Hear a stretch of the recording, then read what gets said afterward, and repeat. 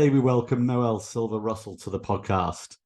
Noelle is a multi-award winning technologist with an entrepreneurial spirit who specializes in helping companies with emerging technology, cloud, AI, and Web 3.0. Currently at Accenture, Noelle is leading the global AI solutions team, empowering companies with inclusive innovation using conversational AI.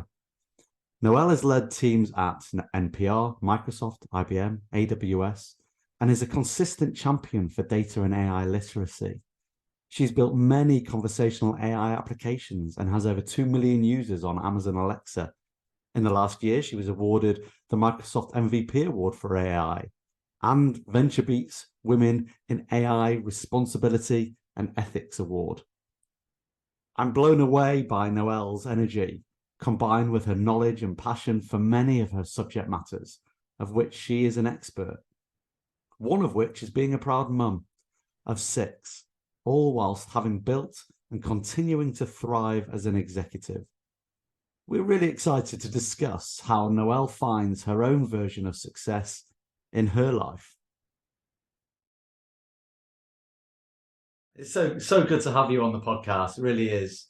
As I said in my piece beforehand, you know, the times that we've spoken, you and I don't want to make you cringe or embarrass you, but you bring an energy and you make me smile when we talk. And I'm smiling right now. Anyone that's just listening to this can't see us, but you really do bring an energy and a passion for what you talk about. So it's so good to have you here. Yes, it'll be really exciting. And hopefully one of these days I'll see some of your listeners live somewhere. Yeah, well, maybe we'll make this one live, actually. Who knows? That'd be awesome. I think we should do. And, you know, there's so much that we're going to get into the bones of about you and about what you love to do and your subject matter expertise. And, you know, your life and your career are so intertwined. And I think they're astonishing, if I'm being honest. I think what you do and what you've done is quite amazing, and we'll certainly ask you about that in a minute. I do like to start off also always by talking about this search and succeed phrase that we're so passionate about. And I've mentioned it to you now on a few occasions. The podcast is obviously called that, but when you hear the phrase itself, not related to the podcast at all, but what do you think when you hear the phrase? I was thinking about this and I actually thought, maybe, I don't know if I think about it differently, but my world, of course, is all around search. Right. And I have a philosophy of kind of learning by doing. And one of the things I do every single morning is I leverage different tools, different resources in order to figure out, like, what should I focus on? And when I was looking at like this term, search and succeed, I was like, that's exactly what I do. I use, of course, artificial intelligence to support my searching, but I'm asking now these reasoning engines, Chat GPT, right? All these cool tools to actually find things for me to make me more successful. And then part of why I do what I do, or why I'm good at what I do, is that I immediately then share that with my audience and my community, and now with your community. So I think that is really what I realize part, or maybe most of my success comes from my ability to find information, aggregate it, actually learn it. So I think that's part of the difference. Is I like to put my fingers on a keyboard and actually be really practical with the things that I learn. And I don't just mean in code. I mean, like, if I learn a new productivity hack, I actually will implement it. I don't just kind of say, hey, there's this cool thing you could do. I try to do it first. Yeah. And I think it's a pretty good leadership principle as well, right? Like, how do we actually walk the talk, as they say? So search and succeed, it actually is quite resonating with the way that I live my life. I use tools to find information that's helpful to me, and then I share it with people. And at the end of the day, that makes me feel the most successful. Yeah, that's great. I can kind of resonate. Let's not talk work for a second, but just sometimes when you scroll through social media, for example, and you see some content about how to, it sounds ridiculous, how to cut fruit better and how to make your fruit, and you're like, okay, I'll use that now, and then I'll actually use that content and take it to its fruition, no pun intended. But yeah, exactly. I mean, all sorts of things. I've done like timers, planners. I mean, I'm a huge I'll say planner or moleskin journal person. Like I should have bought stock in the company if they're public. I don't know if they are, but so many of these things, but mostly because I follow, people who will show me tips on how to do better bullet journaling or how to manage my time in a notebook I'm a good old paper and pen person. So I find these things and it's super exciting because I always say building on the shoulder of giants, right? Like I get to learn from other people. And then if it works for me, I can share it with other people who would never even have looked at that content or seen that idea. Yeah. So I kind of feel like it's this beautiful virtuous cycle that I get to be a part of. That's brilliant. I love the fact that you are so entrenched in technology, but yet you're a paper and pen person. Yeah. Yeah. The two things, right brain and left brain come together. just so beautifully intertwined still. I think there's lots of things that we should appreciate from the past that were, that are still part of who we are today, even though we live in this world of technology and artificial intelligence, which is just so advanced, and some people are still so just getting their head around. Yes. But let's just stay on you for a second, as far as look, the work and the life balance that you find for yourself. I mentioned that you're a mother of 6, and that in itself is no mean feat. Yeah. I'm a dad of 3, and you doubled that, and I find that so. But to have the career that you've had and are having, should I say, and the journey that you're on, how do you find that equilibrium? How do you then find your own version of success whilst encompassing all of this? Yeah, I actually have found probably the biggest turn for me was maybe in middle of my career, where I realized how important it was to kind of have something that I cared about that drove my decision. So in my case, what my very firstborn son, who's now 18, which is crazy, but my firstborn son, when he was born with Down syndrome, and it kind of changed everything that I wanted to do. So this is now almost 20 years ago. I was already a technologist, but it shifted my lens to what companies am I going to work for, right? That are going to help me help him. And my life, of course, I now have lots of kids, a gaggle of humans that I get to support. But one of the things I'm super grateful for having him first is because all of my kids now get the benefit, right, of all the things that I'm trying to do to help his life. I feel like every child should be treated with an individualized plan, and every child should have, very special, dedicated educational resources. And now, of course, we're seeing artificial intelligence kind of come and do that. But that was one of the reasons I joined the Amazon Alexa team, right? It was because I saw this opportunity to open up a world to someone who couldn't necessarily use a phone or a keyboard or a laptop as easily as everyone else.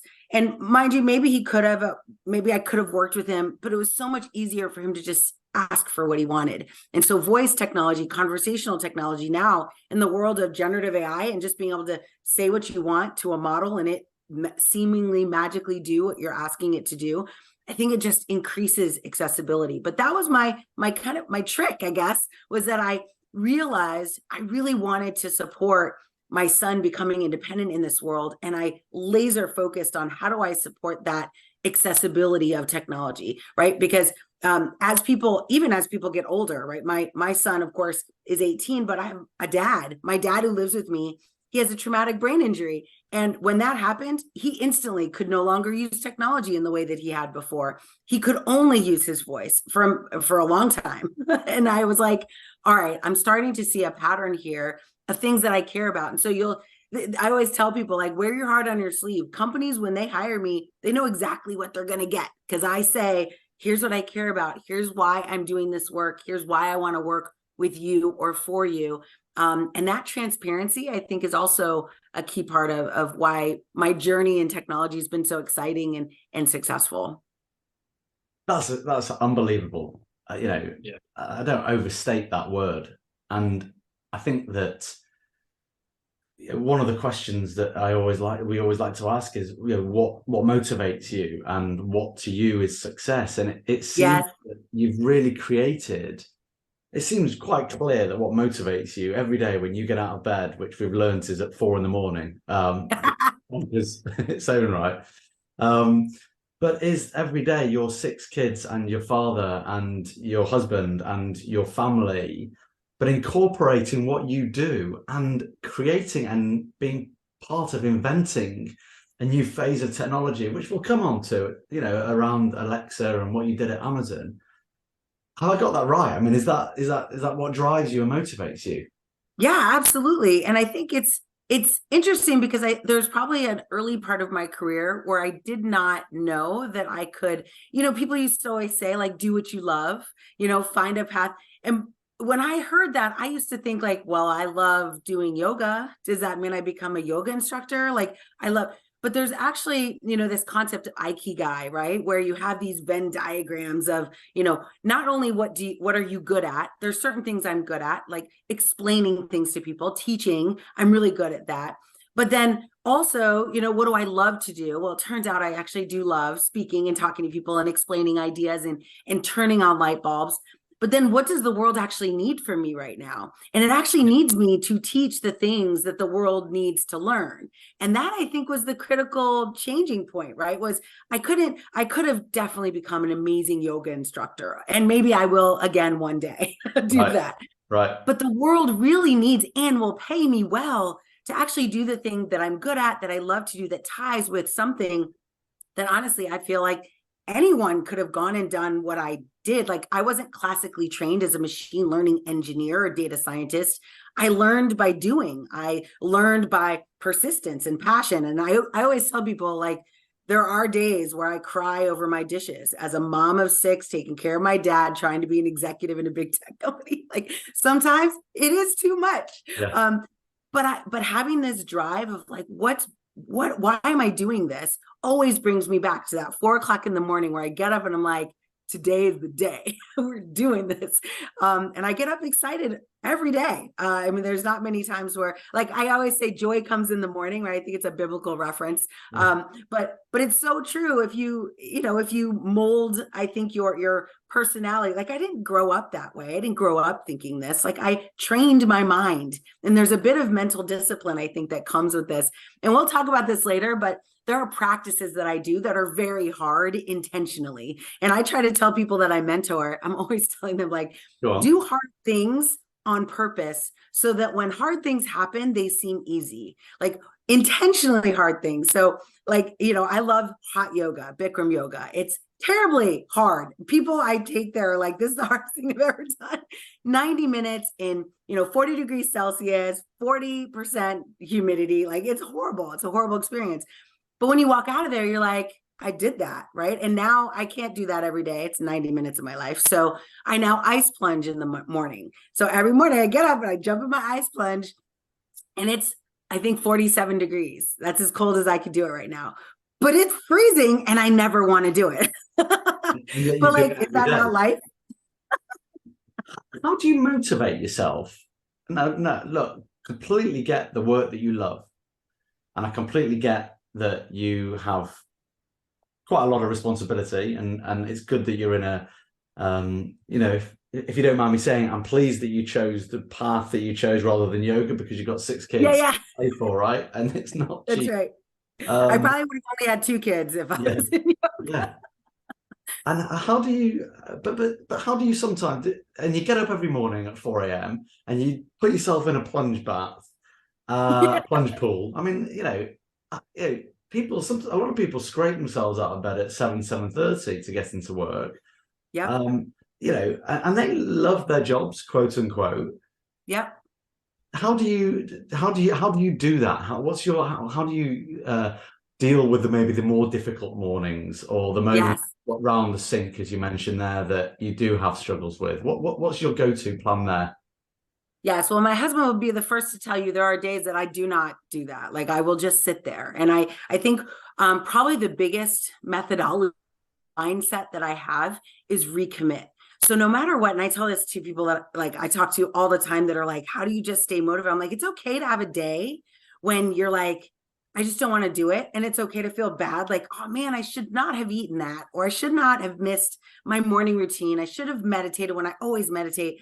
And your day goes a little differently because you break that routine, or because you don't do the thing you promised yourself to do. And the way that I stay motivated is actually, it's kind of a little hack, if you will, where I set up these short-term goals, right? So meditation, drinking water, I actually write them with a dry erase marker on my mirror in my bathroom. And I have a little checkbox for the week, and I will just check it off. And it doesn't matter what it is, because all I'm doing is I'm promising myself I'm going to do something.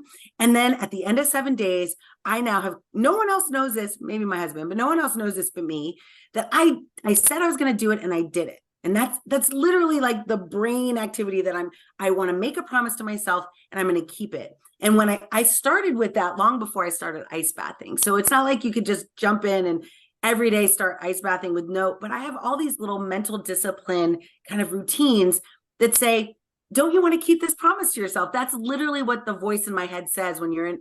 I could tell myself no. And every time I'm like, I should have just done it. Why didn't I just do it? Every time I'm like, why did I just get up? Yeah. But sometimes I don't. But that's okay. Because the next day I recommit as if I never failed, as if I never missed it.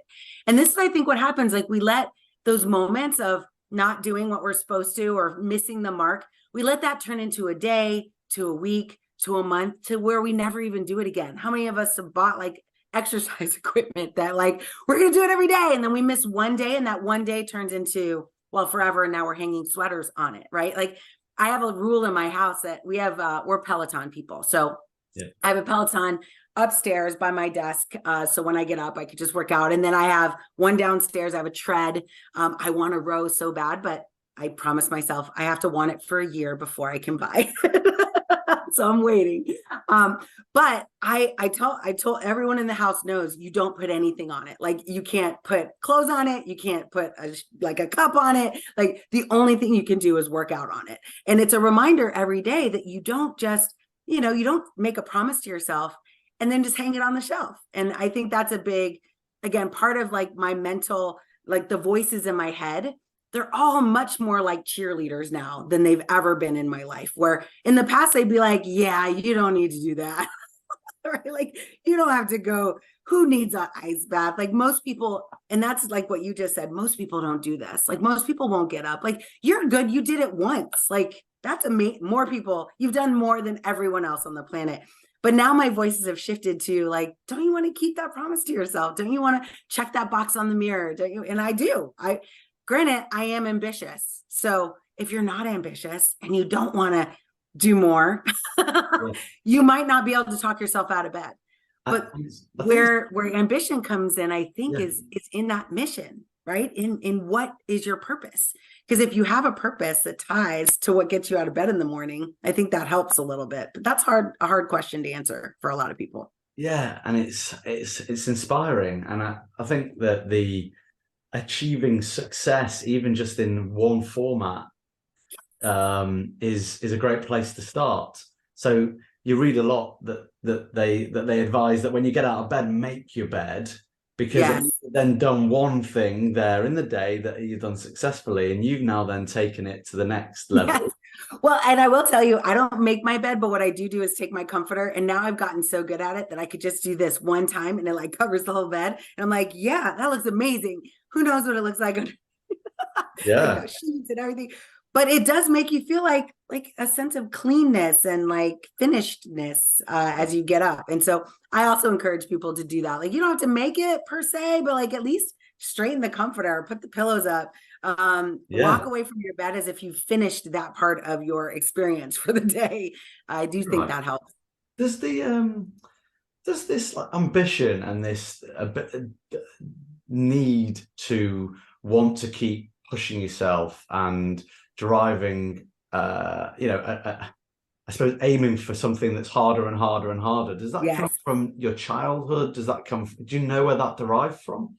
Yeah, well, this could turn into like a psychology session. but I'm a twin.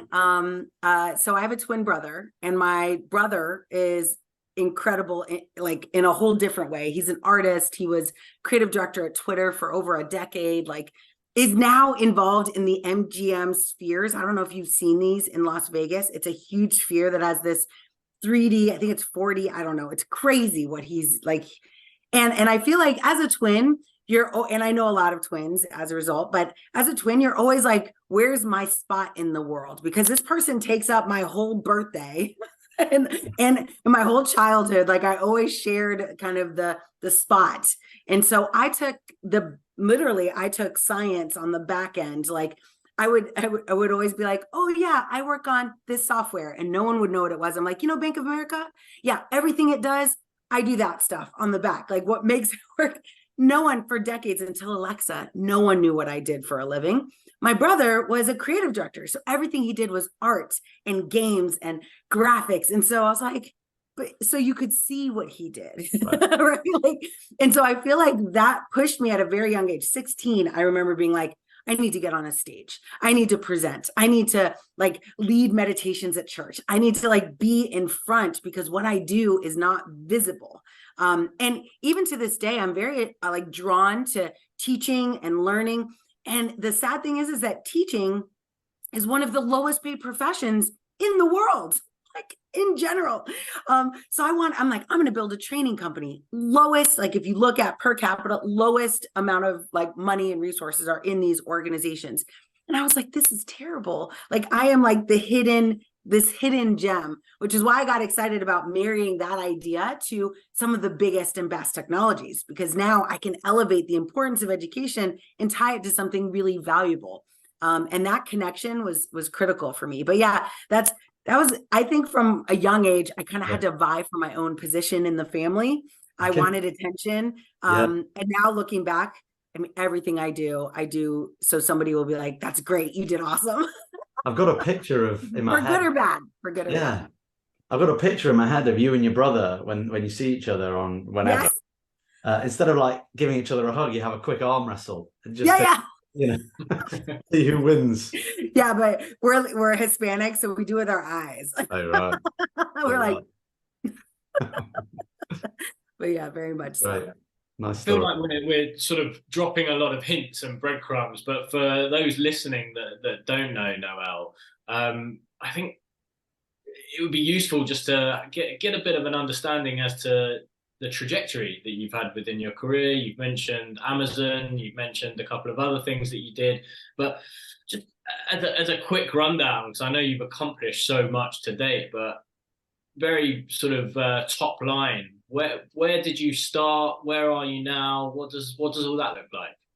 Yeah, it is an incredible journey that looking back on it, I'm like, that's pretty amazing what I did. But my journey actually was a bit time connected, similar to what I'm doing today, where it was the first time the world was going to end, Y2K, if anyone remembers this time. And it was very similar to today, where there wasn't a huge requirement. Like people just needed individuals to come into the field and participate. Like they were like, we'll train you on the job. We just need people who want to learn how to write code. In this case, it was COBOL or Fortran, and then turning it into Java. Java was becoming the fastest growing language, like Python is today, but this was Java 20 years ago. Yeah. And so I ended up going to IBM. That was my first job. And again, I married my ability to convey information and be excited and energetic. I have been this way my whole life. But about technology. And so I will tell you, just the other day, I was in a room full of executives, and one of the executives was like, oh my gosh, you taught me Java like 20 years ago.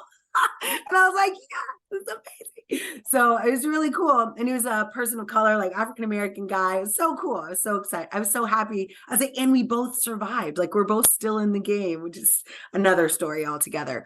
But I started at IBM. I was actually there 12 years. I wrote a couple books. I was all about WebSphere Application Server, which is this middleware, super popular platform for IBM at the time.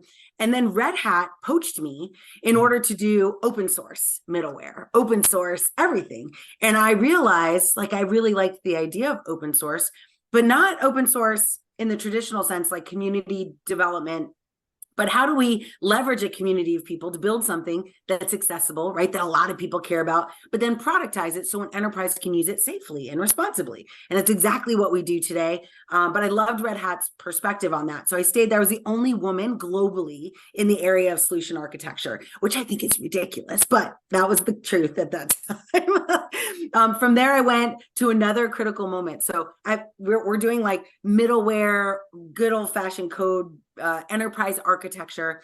I went from there to VMware. And at that time, VMware was looking at how do we provide cloud services or virtualization services, right? How do we help organizations break apart their big old machines and use more of it? And this was right before AWS became a thing, right? I was an early developer on the developer services that Amazon released. I remember the tiny little, it had 3 services, I think, when I first started using it. Now there's hundreds. But I started there right when virtualization was kind of taking, I don't know, getting some play. I was part of Pivotal Cloud Foundry's launch, which was a huge big data organization and company. And then Amazon picked me up, which maybe seems like, of course they would. But I went there to help launch their cloud platform, right? AWS. And I was training trainers.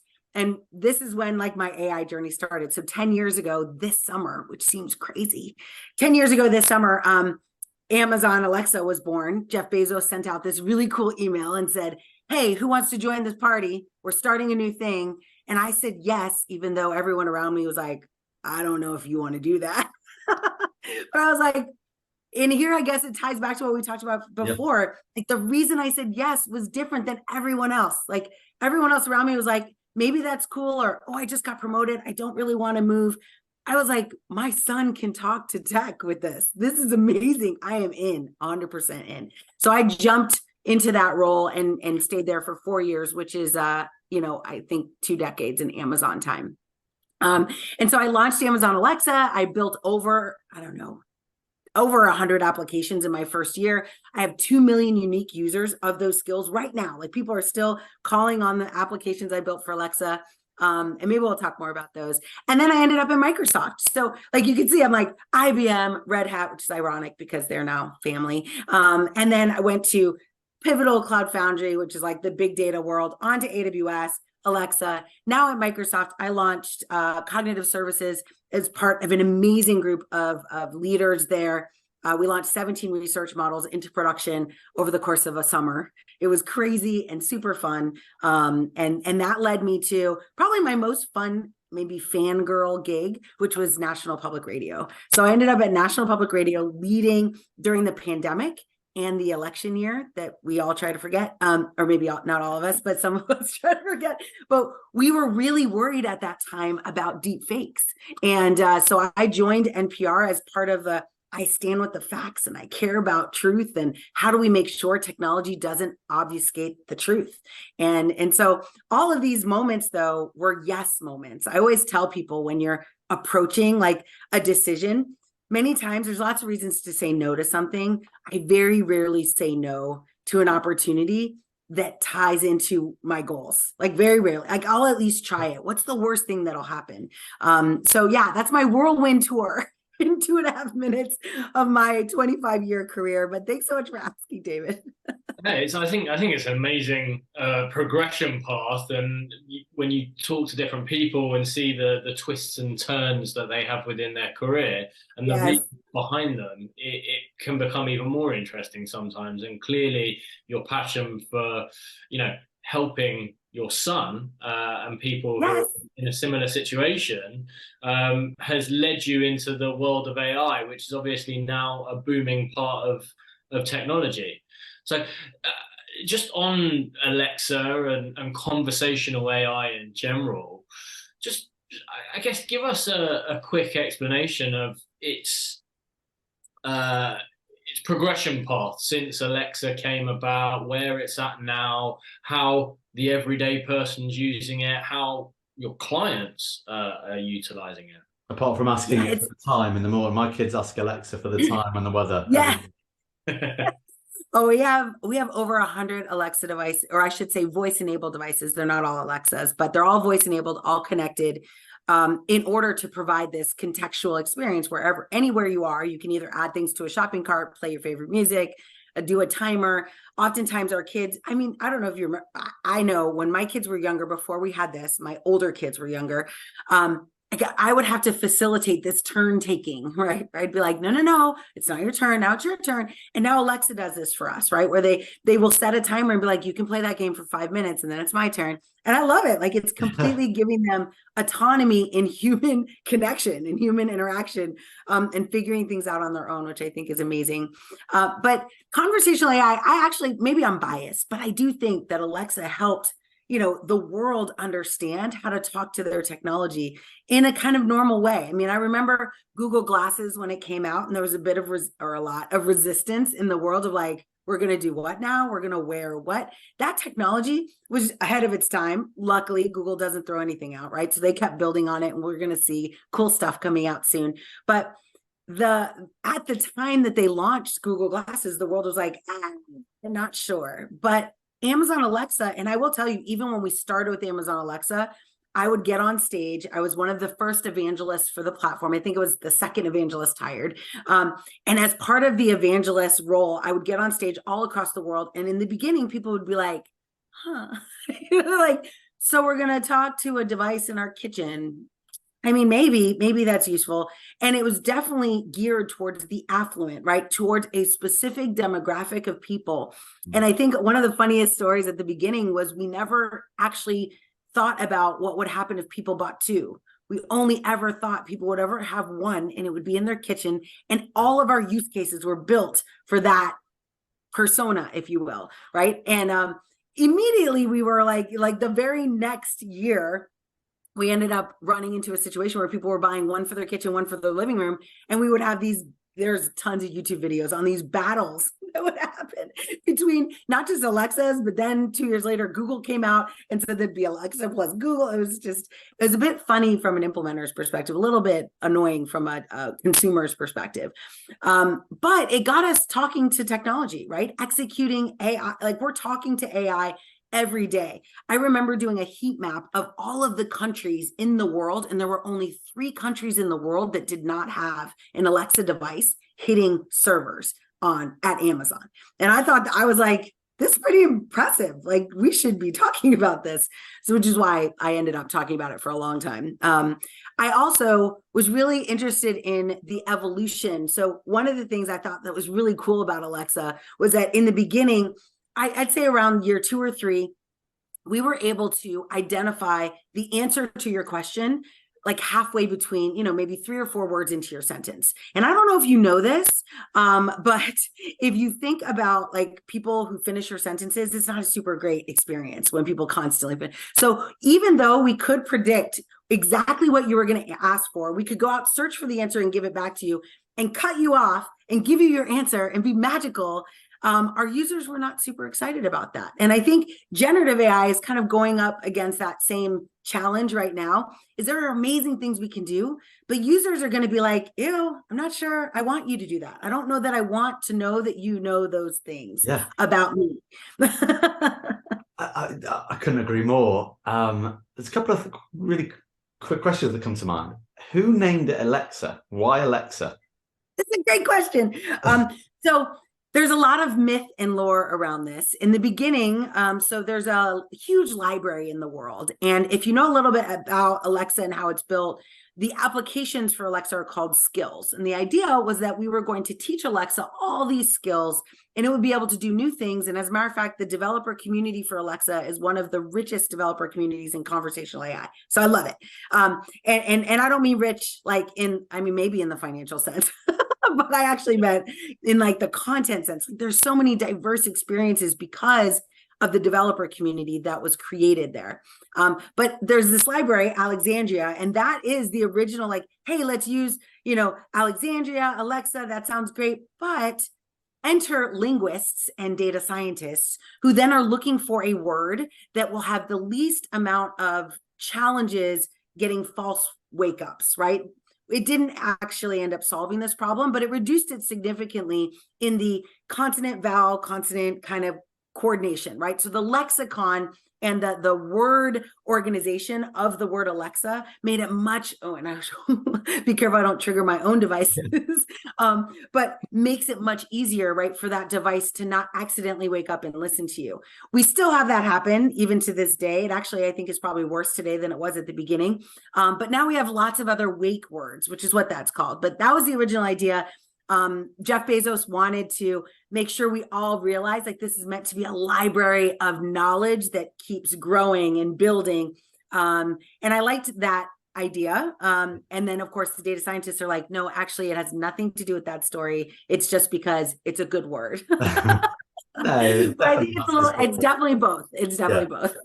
And I imagine that there has been far fewer girls named Alexa in the last 10 years. In the same way that my sister is called Karen, and I don't think there's many Karens anymore. Yes, so sad. Like we're gonna have to wait a whole generation for people to forget. Yeah. Maybe more than one. Yeah, it's kind of sad.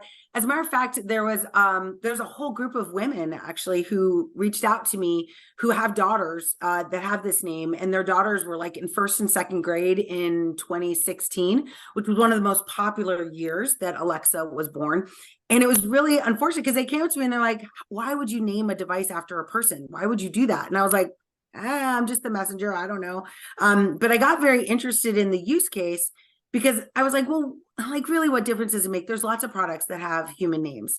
There's not a lot of products that are products you talk to, that you call to, and that you actually command. And what I found out was the experience for these young girls is that they were getting bullied in school. They were getting like things knocked off their desk, knocked out of their hands, and they were being commanded to pick things up. Like, Alexa, pick up your books. Alexa, go to the bathroom. Alexa, go to the playground. To the point where the kids would come home, and I'll tell you, I've had this experience when a kid comes home and says, I want to change my name. And you're like, but I gave you that name. First, you go through all the stages of grief. Like, wait a second. No, I gave you that name. That's my name. Now I'm angry.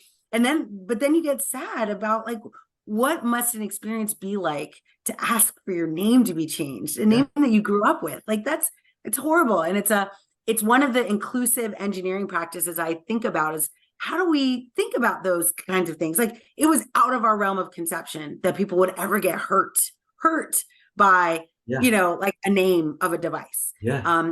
But who knows, if we had asked those people, maybe we would have uncovered that. Who knows? I'm trying to put myself in the room when Alexa was born and the thinking behind it. And obviously the element of talking to technology is amazing, but then obviously that human impact and the person's name. I mean, I listen to my kids talking to Alexa in a pretty rude way, right? Yes. Whereas if it was a human, I'd be saying, you can't talk to someone like that. Yeah. And Alexa gets shouted at in our house. Yes. She doesn't listen to us. I'm like, Alexa, I'm shouting, and there's no pleases, no thank yous. No. There was a whole press cycle. Someone wrote an article saying that, and I can't quote it because it used a bad word, but it was like, Alexa's turning my kids into jerks, we'll say. And we as a team took it to heart, and actually someone on the team, a data scientist, went in and added please and thank you, because the worst part about it was it would break if you said please.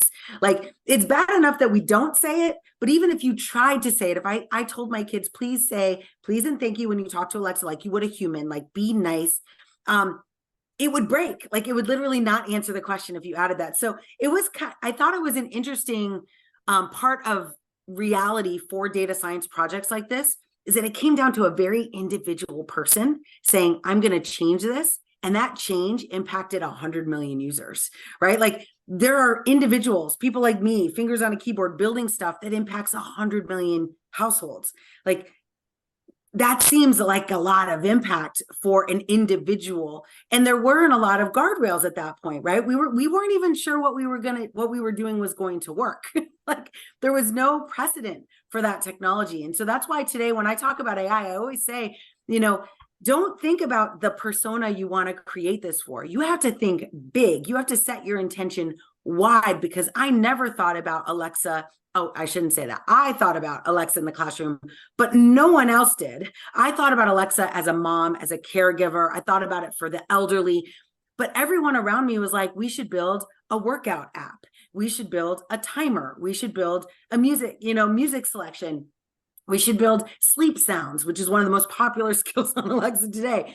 But, like, who's the mom in the room? Who's the cat owner? Who's the dog owner? Who's the, I always say, like, you got to have this inclusive symphony of people building this technology. Otherwise, when you go to production, the people who aren't served will be upset, or worse, you'll actually hurt them. Like, you'll actually infringe on their ability to use that technology to help their lives be better. And that's, no data scientist wants that. But we're so far from the user that we have no idea the impact of the choices that we make every day. Yeah. And one of the questions we wanted to ask you was around, if we think that Amazon was creating Alexa, which to the person on the street, that was like groundbreaking and amazing. Yes. And I'm curious as to how far ahead the hyperscalers are, these companies are, when it comes to the next phase technology, but also the voice side of things, which you're a big passionate fan of, clearly. Yes. What is conversational AI going to look like? What is it today? We know what Alexa is. We know, we're all a bit conscious that our phones and Alexa are listening to us when we're talking. Yes. What is the long-term positives and negatives of conversational AI? Yes, I think, there's two different lenses here. One, of course, is around privacy, and we have some challenges around privacy, especially as we move into web apps or mobile apps that have access to our phones, which I always tell people, if you're worried about Alexa, like, you should be much more worried about this. Alexa is not telling Instagram that you just had a conversation and then adding ads to your phone. I just watched Black Mirror. Have you seen the Black Mirror episode? Oh gosh, I try not to. It's a little too close to home for me. But I have to let my husband see it, because I'm like, I always reference Black Mirror, like in my keynotes. I'm like, I'm going to go Black Mirror for a second, because you should be there for a minute. Yeah. Before I come back and talk about the good stuff. And many people don't even, I'm glad though. It's a scary, scary series. But it's entirely possible, which is why I can't watch it. Like, and going back to what I just mentioned about the data scientists, like, it's in the hands of individual creators.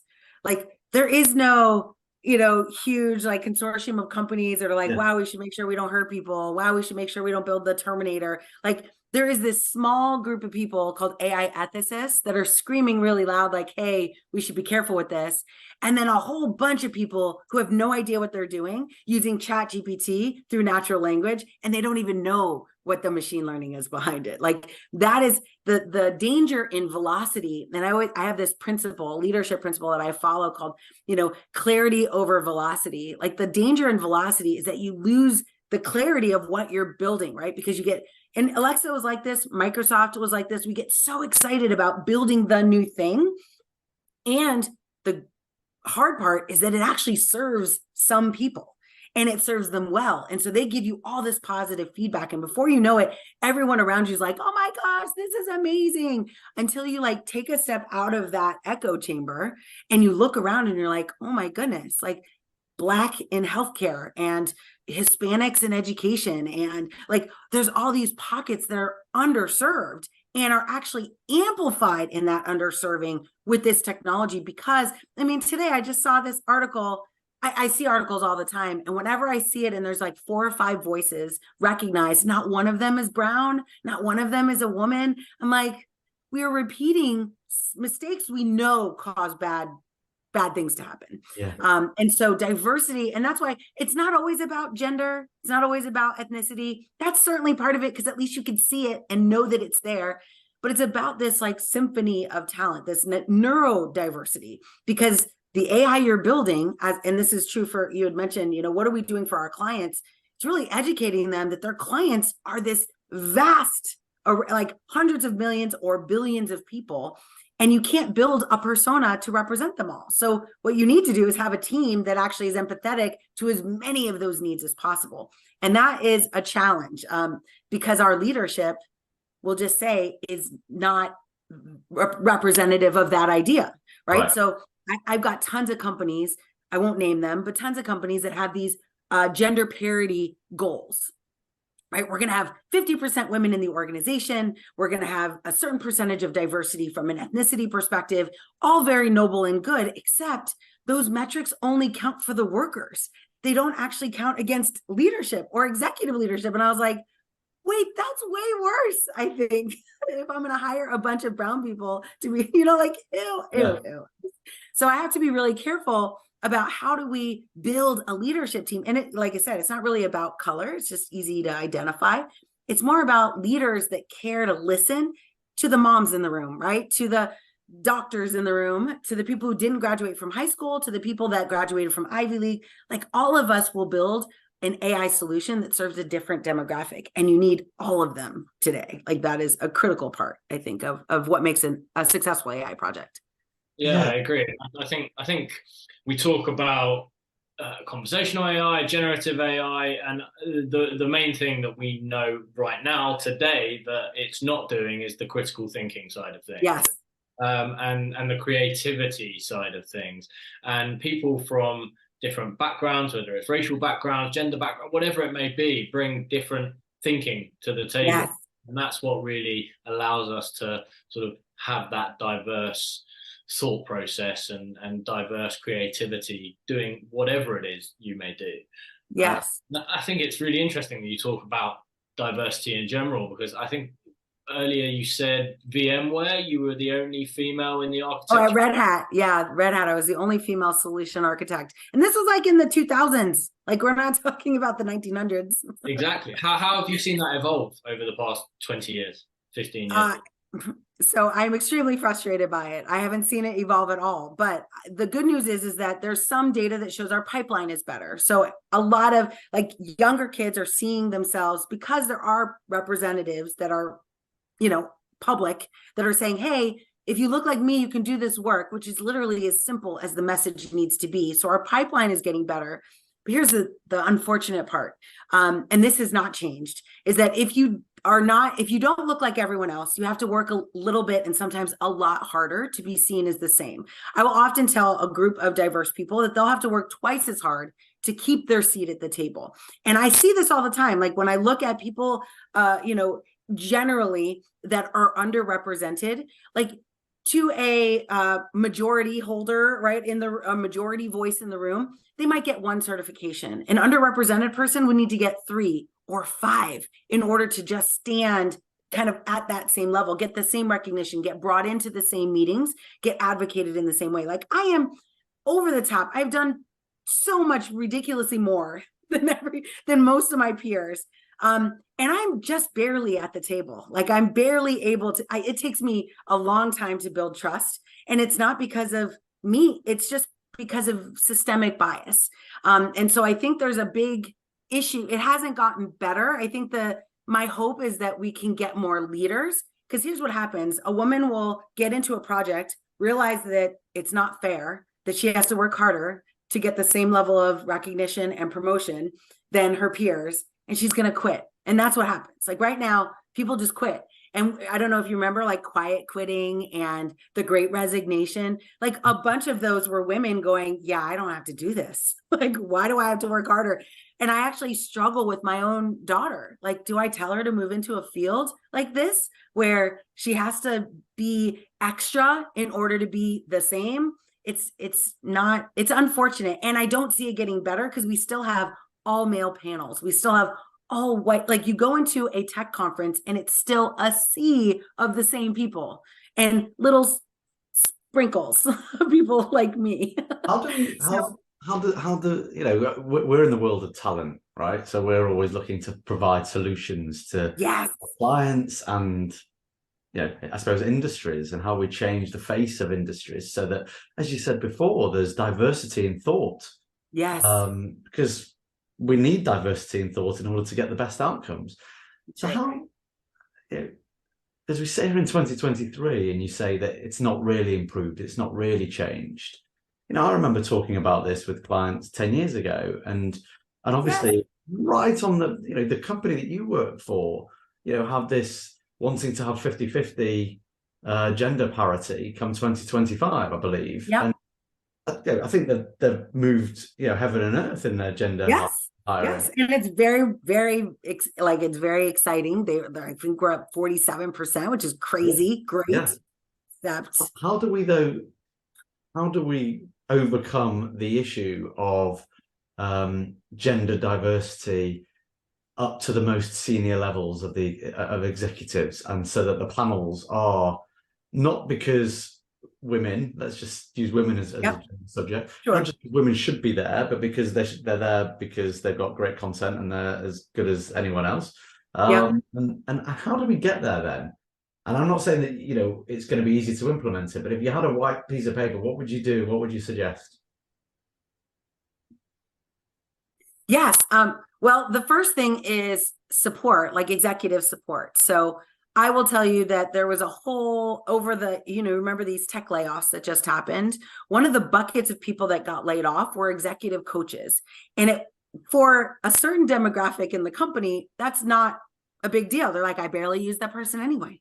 But for someone like me, I cried that day. Like I literally was like, you were the only way for me to get past some of these systemic challenges that it's like a glass ceiling, literally the glass ceiling. And so I had someone who was kind of above that glass ceiling, like able to pull me up. That's the person who would identify, that's a good sponsor. That's a good mentor. Like figure out, this person, they usually have a lot of inherent knowledge of how the organization works.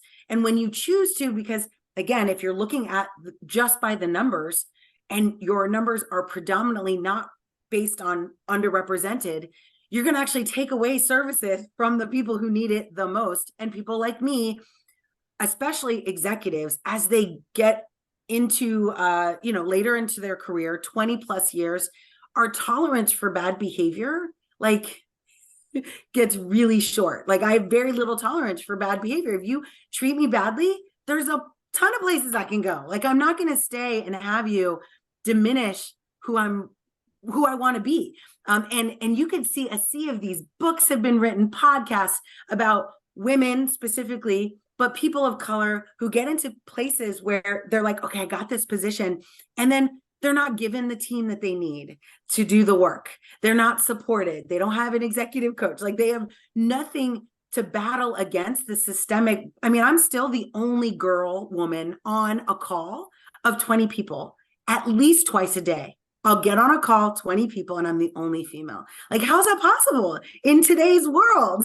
Yeah. It's not even, I couldn't go to the mall and be the, like in a store, I couldn't walk on the sidewalk and be the only girl. Like, it doesn't make sense to me that we are maintaining this disparity. And it's worse at executive leadership. So I think that's my hope is, and I actually do think like search and succeed, like I think this is something you could help with. Actually, I think you do help with this. You just didn't help. You weren't my person. But providing that executive coaching, right? Providing someone to talk to when you are witnessing bad behavior to walk you back from the ledge. Because something I was told a long time ago, which is definitely true, is that when women specifically, but underrepresented in general, when we experience something bad, we paint the entire organization with that color. We're like, the whole place is bad.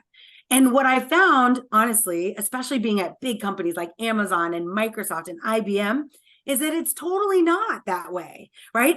If you have the patience and the discipline, hence the ice baths, to deal with something bad in the moment, take a step back, take a deep breath, and then say, okay, is this a thing? Do I need to be worried about this?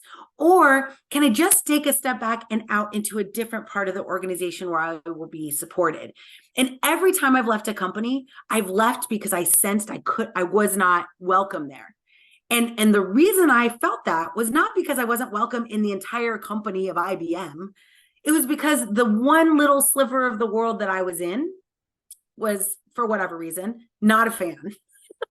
And there's lots of research on this of how people become disenamored with changers. Like I'm a changer. I come in and I fruit basket turn over things to make them better. Good news is what I touch turns to gold. So that's good news, but it's a chemicalization process. And people don't like that, especially if you've been in the company 30 years. You don't want someone coming in and fruit basket turnovering something that has been working fine for 2 decades. Yeah. And so once that happens, though, it's really important for someone to get some executive guidance on how do I continue the path towards the ambitious goals that you have without painting the entire company as like, they don't want, they can't see what I see. They don't want what I want. Because every single time, 2-3 levels up from wherever I was in the company, when I talk to them, maybe I do a podcast with them, they'll be like, if I had known, I would have pulled you into my organization. Every company I've left, I've had people be like, why didn't you tell me? Why didn't you come to me? I'm like, and maybe that's the other part, is that we ultimately feel very alone. It's very lonely being the only woman. It's also very lonely being the only brown woman. And goodness, if you are, have a different way of identifying, like LGTB, whatever that is, LGBTQ, right? And I have 2 transgender children. Like, if you are in this space, like, and you check a bunch of these boxes, the world becomes very hard by yourself. And so creating not just community, because I don't want to sit in a world with 20 people talking about like, I want one person, a best friend who can tell me, calm down, or, no, stick to your guns, or take a break, or go on vacation, or read a book. Like, these are the types of guidance that I've gotten that have changed the trajectory of me wanting to like walk away from something that wasn't appetizing. Yeah. And we're big advocates of executive coaching. Not just when you join, and it works at any moment, right? And I think that it goes back a little bit to that standing around the sink doing your dishes, getting actually a little bit frustrated, because we are humans, and even though we're in positions of significant influence and power and responsibility, we have our human side to us where we can't see the wood for the trees, or where, yes, exactly, just a little bit of guidance or coaching, it just kind of helps us overcome some of those moments. And I've spoken to, especially when they're not your HR person, right? Because that's the solution that many of us are given, is like, well, here's your HR business partner, they will coach you. And it's, as you mentioned, totally different dynamic. And you don't, like it ends up not being as helpful as I think organizations think. Yeah, I mean, you can see my face. People who are listening can't, because I talk all the time about external executive coaching is fun, is how you get the best out of your people. And you're a leader, Noelle. You're I can only imagine an exceptional leader, because you're so people focused. And I imagine that if you were to advise anyone that works for you, if you were able to have support or coaching, that it would probably have that external element. How do you find leading in 2023 and the generation that's coming through, the next generation of leaders, but that are a different generation to mine and the previous generations as well? Yes, I think it's a really exciting time, because my philosophy, which kind of was abrasive to the generations that came before me, this learning by doing, tinkering, playing around, pressing buttons that you don't know what will happen when you press them, right? The generation before me was the one that said, oh, it's if it's a red button, don't press it. Like, we don't know what happens, but definitely don't press it. And I feel like, I was the generation of like, I mean, what would happen if we press it? We should at least think about pressing it. And now we've got this collection of generations that are like, just press it, see what happens. Ejector seat. Yes. And I think that that's a good balance, right? And I actually do, we were talking about neurodiversity. I also think, like, gender, age, like, it's a complete symphony. I want people who are like, don't press that button, because they cause me to, I'm a mover, I'm a button presser. Like, I will just do it and see what happens after. But I do appreciate those people that will cause me to pause, right? There was a book recently called Slow Thinking and Fast Thinking, or something like that. And it was talking about how important it is to have those people that are the planners and the Excel spreadsheet writers for their vacation, and, like, those organizers, as well as those people that think fast and just build and do. But together, right? I mean, it's literally like the COO plus the CEO, right? Or CTO or whatever. But that combination of skills is critical. So I always tell, like, young people, I think they're excited to see a leader like myself, because it gives them license to be creative, to bring their, I mean, we've been talking about this for decades, bring your authentic self to work. I never say those words to someone, because I want to demonstrate it, right? I want to be like, no, look, like, sometimes I wear hoodies, sometimes I wear stilettos, and sometimes I wear Converse sneakers. Like, and it doesn't actually matter. Like, there's no dictation of who I have to be. I remember as a young person working at IBM, I code switched. I changed everything about me. I put my hair in a bun. I wore these fake glasses, and I taught older people, like twice my age, how to build job applications. And luckily one of them is an executive today. So I feel like I'm a success. Cool. But the challenge with that is that I lost myself in trying to fit in and trying to be what they needed me to be in order to hear what I had to say. And I think younger, a generation that's coming in, these newer leaders are looking for a reason to just be themselves because they have good ideas that they can practice, that they can fail fast. And now I even think we can fail fast and not break things. Like, I think I was probably of the generation of like, oh yeah, press the button, see what happens. Maybe it breaks. Oh, well, right. Like the Mark Zuckerberg and the, like all of these IT leaders were very innovative, but almost at all costs, right? And I think we have a socially minded set of leaders that are coming into the world that give me hope that we're, yes, going to be the ones that press the button, but we're also going to be thoughtful and intentional and mindful. We're going to worry about consequences. We're going to be accountable.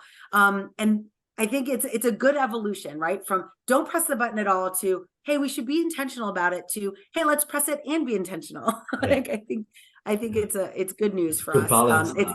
Yes, a good balance. Exactly. Good balance for sure of be calculated, let's think about the consequences, but express yourself, express yourself in the way that you need to be. I imagine there's plenty of people that work for organizations and that perhaps get maybe institutionalized a little bit or feel like they can't express themselves just because their peers down the corridors don't. And what might they miss? What might be missing from their output potentially? I mean, absolutely. I think there's a lot to be said about that. And I would maybe only add one thing that I think is interesting. It's a philosophy that I have, which is to be the most positive person in the room. And that allows me to, especially younger people, right? Being positive as opposed to critical or even just neutral gives you the ability for you to gain like interest, excitement, right? Being positive, energetic. It is not like you don't have to feel it. Like you can just, I honestly say sometimes I'll start a call and I'll be tired and I literally will just turn it on. Like I will be like, I'm going to be happy about this. I created a skill on Alexa called 1 minute mindfulness. And it's 1 minute, 60 seconds where I'm just meant to breathe and choose to be happy, choose to be excited, choose to be the one person in the room that makes everyone else be like, oh my gosh, I could be more excited about this. I wish I was more excited about this. And I feel like that's another part of kind of leaders that are coming into this world. Like we have a chance to change the DNA of the organizations we're joining. And whenever you change the DNA of anything, like it's a challenging process. But the more positive you can be about it, I think the better your ideas will be received. Or at least that's been my experience. And I think being like that is contagious. Yes, I agree. People around you definitely respond to that type of attitude, mentality very, very well, usually. What's the secret sauce, Noelle, to being able to switch on to being happy? I would say it's very much, I don't want to say you have to go meditate. Maybe it's a mindfulness practice, but it's the space you can create between your reaction to something and how you feel about something. So many times our feelings and our reactions are like tied together. So as soon as something, and this happens to me all the time, somebody will say something and it will like trigger me. And I will immediately react emotionally about the thing. And the more that I spend time kind of in meditation and or mindfulness, right, where I'm focusing on my breath, it's why I do cold baths, right, where a bad thing happens, like I get very cold very fast, I can barely breathe. And sometimes I feel like this in some of the meetings that I'm in, but I can barely breathe. I'm like super intense emotion. And then I have to separate, right, like my emotion from what's happening. And so it takes, in the beginning, it took 4 minutes for me to be able to like calm down after being in this ice bath. Now within about 30 seconds, I can like get my breath and I can laugh, I can smile. Like the first 2 months I did this, I could not smile. I was like, this is crazy. But like, how do you create your own way of practicing? And so you could do it in your mind. This is how people used to do it. They would just do visual exercises of visualizing yourself doing something that makes you nervous or having a conversation that makes you uncomfortable, and literally practicing in your mind, visualizing yourself, like separating yourself from like the emotional reaction. And it's very hard to do, but the more you spend time like watching your emotions, the more you can be aware of them. Like when I feel anger come up, like I now know the signals my body gives me when I'm getting emotional about something. So now I have a choice. I know I can step back and not react, or I could dismiss it and react anyway. But in either case, at the end, I'm like, I totally knew that was going to happen. Right. And that's the first step, right? The first step is admitting it. The first step is awareness. And I think that's probably a common theme. Self-awareness is kind of a key component of the emotional intelligence it takes to be an executive. Like just being self-aware that, oh, this is making me upset. I need to stop the conversation. I need to take a break and then be willing to actually take the break. Most of us, we don't think we have a choice in those moments, right? We think we just have to stick it out and that we'll be okay. And then we end up blowing up at somebody or saying something we don't mean, or being just too emotional, right, in the moment to be effective at making a decision, rather than being self-aware of that emotion and taking a step back. And I think I've seen only a few leaders do it, but when I watch it, I'm like, that's amazing. You just did that. Yeah. I want to be that way. I want to be that way. Amazing skill set. Yeah. I just want to ask you, because we could do 2 podcasts here, right? I know. Feel free to break it up. The psychology of what we've learned from you also is amazing, and I just want to keep asking about stuff like that, to be honest with you as well. But yes. I also want to just, I suppose, maybe finish on the voice, the conversational AI piece, because I know that you're very much in generative AI generally. Yes. And we've done quite a few podcasts recently on generative AI, and lots of great stuff's come out of that. But conversational AI is one that, you know, is also something that I think is a less spoken about term. What's it going to be like in the next 5 years? What do we as humans, both just generally and also in companies, need to prepare ourselves for, or just really take as part of our lives moving forward, what conversational AI is going to offer? Yes, I think it's really exciting to think about what we've done so far. So today we know how to talk to a device. Most of us talk to our phones, or if you don't, you know, you could, maybe you're not, maybe you don't think it'll actually listen to you or do what it says. Right. But we went through the last 10 years kind of training the world that you can talk to tech. It wasn't very good. So what we saw with generative AI is this massive acceleration in how good that experience can be. And what I always tell my clients is that we do have to do a bit of a relaunch, right? We need to retell people that if generative AI is involved, the experience will be better. But if we think 5 years from now, and I'll take it from a very, like, you, me, everyone listening, your lives will all be different if you choose to actually leverage generative AI to help you do things, to augment, you know, I'll quote Satya Nadella, to augment human ingenuity by removing the drudgery of your existence. So it's literally a level of, it's kind of like Six Sigma kind of stuff, right? Do some task analysis. And this comes down to discipline. I do every day. I have a good old fashioned paper and pen notebook where I schedule every moment of my day. I have no white space. It doesn't mean I have meetings every day, though I used to. It means, though, every moment is accounted for in my day. So I always say I control my time. I don't manage my time. And in doing that, though, now I've got this bucketed list of stuff I'm going to do all day. How can I, 5 years from now, we will have the ability to create tens, hundreds, thousands of little virtual humans, right? Little agents that can go out and do tasks for us. Anything from booking travel, finding childcare, booking the nanny we already know, confirming our pest control, like all these things that we can programmatically. It's kind of like my 100 voice devices in my house. The challenge is not to buy the devices, right? It's not to get access to GPT. That's the easy part. It's how do you orchestrate your life in order to make your life actually better as a result of this technology? So looking at ways, and you had mentioned this earlier, the vernacular that each one of us uses in our day is very different. Like I talk a lot of tech, honestly. But I talk a lot of tech. But my brother, he's an artist. So the words he uses are very different than the words I use. And so when he talks to a GPT model, it hears differently than what the model hears when I speak or when I type it in.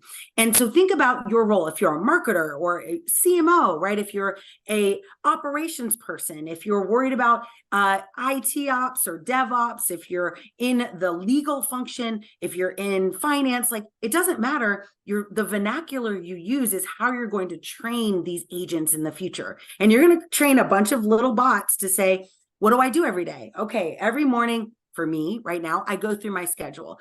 My schedule is distributed across at least 4 calendars because I have a big family and I care about everybody.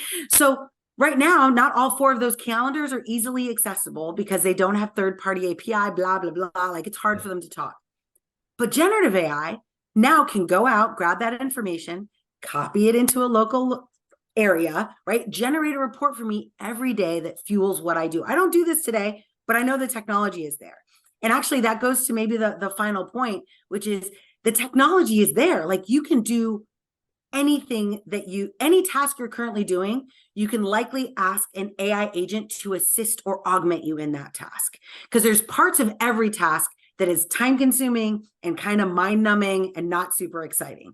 So how do you think about your tasks every day and then just pick one and start like learning by doing? Go play around with GPT. The cool thing about generative AI is that it is a learning model. It learns by you using it. So the best thing you can do is start practicing. Don't use, your credit card information or private information, but think about how could I leverage this in order to make my life better. With marketers, we just, HBR, Harvard Business Review, just launched the results of a study that marketers get a 40% increase in productivity, not because it's going to generate content for them, but because it generates ideas that give them better ideas. And that was like, David, what you were saying, like we want to take what we are, like our creativity in our mind is like nothing that we can replicate in AI.